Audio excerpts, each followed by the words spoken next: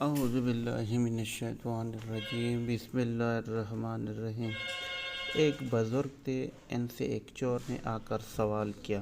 چور نے ایک کفل بنانے والے نے سوال کیا۔ سوال یہ کیا کہ کفر بھی اللہ نے پیدا کیا ہے، ایمان بھی اللہ نے پیدا کیا ہے، اطاعت بھی اللہ نے پیدا کی ہے، مسیحیت بھی خدا نے پیدا کیا ہے، ساری یہ چیزیں اللہ ہی نے پیدا کیا ہے۔ چور بھی اللہ نے پیدا کیا ہے، ان کی چوری کا فعل بھی خدا تعالیٰ پیدا کرتا ہے۔ تو اللہ تعالیٰ نے چوروں کو کیوں پیدا کیا؟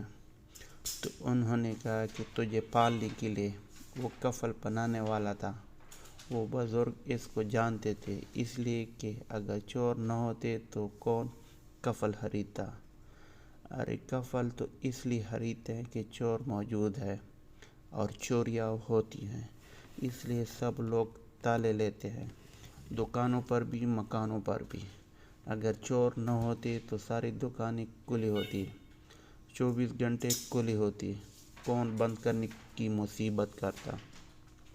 یوں ہی چھوڑ کر چلے جاتے، لیکن چوروں کا خطرہ ہونے کی وجہ سے لوگ بند کرتے ہیں، دکانوں کو مقفل کرتے ہیں۔ انہوں نے کہا کہ تیرے پالنے کے لیے اللہ نے انہیں پیدا کیا ہے، ہر چیز میں خدا کی مصلحت ہوتی ہے۔ اللہ نے اس پوری کائنات کو ان اسباب کا ذریعہ اور وسائل کے اندر گھیر رکھا ہے۔